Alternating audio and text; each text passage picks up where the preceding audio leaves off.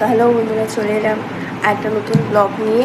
তো দেখতেই পাচ্ছ খিচুড়ি, এটা হচ্ছে গণেশ পুজোর খিচুড়ি।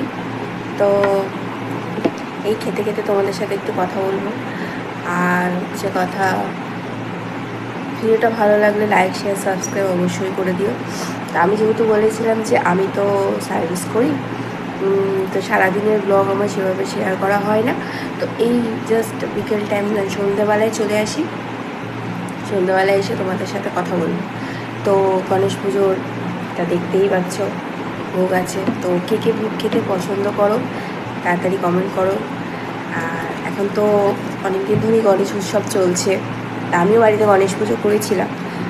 আর তো এটা আমার মা, তার মায়ের দোকান আছে, সেখানে পুজো হয়েছিল, তো সেখান থেকে নিয়ে এসেছিলো। তো চলো তোমাদের সাথে বেশি বড় ভিডিও করবো না, তোমাদের সাথে টুকিটাকি একটু শেয়ার করব।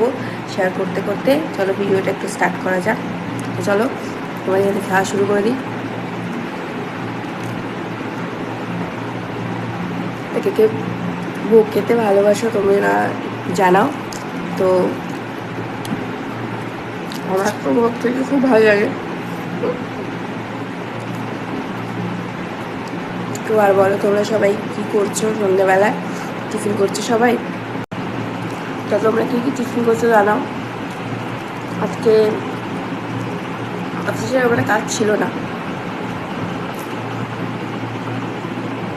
যেহেতু আমি গভর্নমেন্ট সেক্টরে কাজ করি, খুব একটা কাজ থাকে না, মাঝে মাঝে খুব ব্যস্ত থাকি। বাট আমি তো ম্যাটারনিটি লিভে ছিলাম, তো এখন স্যার আমাকে খুব একটা কাজ দেয় না, সবাই খুব একটা কাজ দেয় না।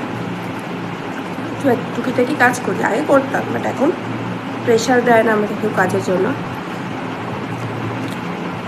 যেহেতু আমার মেয়ে এখন অনেক ছোটো, আমার মেয়ে সবে 5 মাস বয়স। তোমাদেরও বাচ্চা কাচ্চা থাকলে, তোমাদের বাচ্চা কাচ্চারা কত বয়স, তোমরা কীভাবে তাদের টেক কেয়ার করো বলো। কারণ আমার মনে তো এখন মাত্র মানে দুধের ওপরই নির্ভর, ও এখনও কোনো ফুড খাচ্ছে না, শুধু দুধ খাচ্ছে।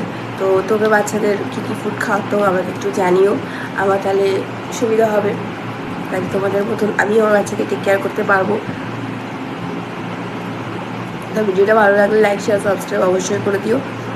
আর অনেকেই শুনেছি পরে যে আমি বিয়ের পরে সে শুনেছি, বা অনেক কারো কাছে শুনেছি যে অনেক কেউ বলে যে বাড়ির বউরা নাকি, সেদিনকে যেমন কোনো ভিডিও করতে বললাম যে বাড়ির বউরা নাকি চাকরি করলে নাকি রান্নাবান্না পারে না, সংসারে কোনো কাজ করে না।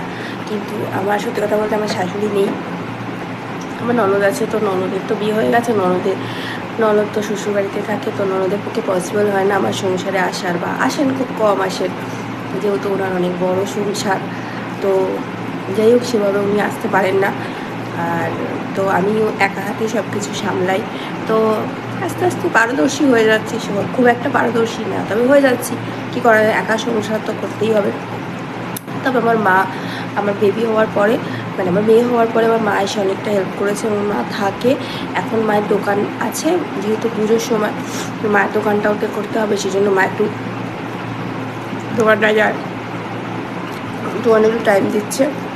আমার মেয়ে তো তার মা বাবার থেকে তার দিদাকে বেশি ভালোবাসে, কিন্তু দিদার সাথে অনেকক্ষণ টাইম কাটে। তো চলো, আমাদের সাথে অনেক গল্প করে নিলাম, অনেক কিছু বললাম। তো যাই হোক, ভিডিওটা ভালো লাগলে লাইক শেয়ার সাবস্ক্রাইব করে দিও, আর যদি কিছু ভুল বলে থাকি ক্ষমা করে দিও। আমি হচ্ছে তোমাদের নতুন দিদি, প্লিজ সাবস্ক্রাইব করে ভিডিওটা পাশে থেকো। আর নতুন নতুন ভিডিও নিয়ে আসবো, কমেন্ট বক্সে জানাও কী কী ভিডিও দেখতে পছন্দ করো। টাটা।